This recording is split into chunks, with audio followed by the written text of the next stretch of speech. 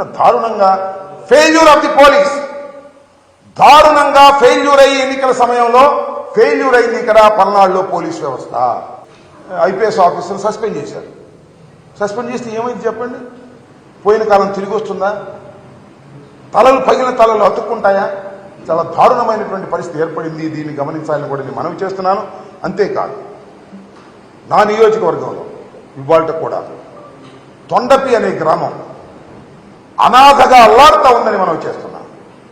Total ముస్లిం minorities అందరూ కూడా ఊరు వదిలి వెళ్లిపోయి అక్కడో ఇక్కడో తలదాచుకునేటటువంటి పరిస్థితి ఏర్పడింది.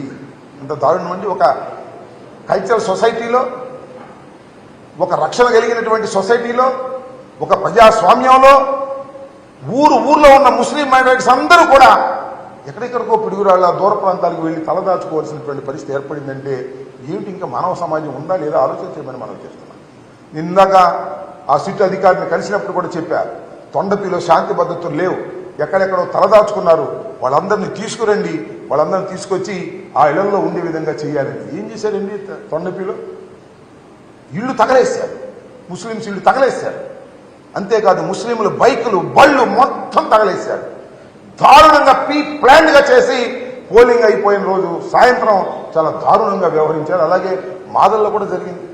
మాదల్లో తట్టుకోగలిగారు, కానీ తొండపిలో మాత్రం తట్టుకోలేక గ్రామాలు వదిలి పారిపోయినటువంటి పరిస్థితి.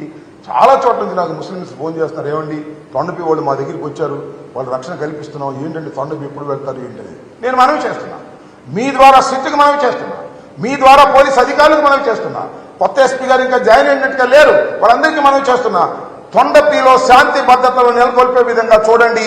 ఎవరైతే ఇళ్లు వదిలి పారిపోయి ఎక్కడో తలదాచుకుంటున్నారో వాళ్ళందరినీ తీసుకొచ్చేటటువంటి ప్రయత్నం చేయండి. ఇలాంటి పరిస్థితి నేను ఈ మధ్యకాలంలో ఎప్పుడు చూడలేదు.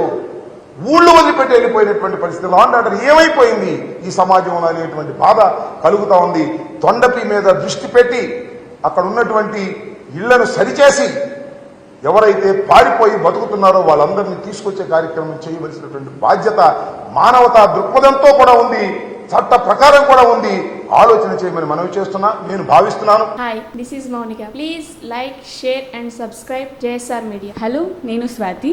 జేఎస్ఆర్ మీడియాకి వెంటనే లైక్ చేయండి, షేర్ చేయండి, కమెంట్ చేయండి అండ్ సబ్స్క్రైబ్ అవ్వండి. Thank you.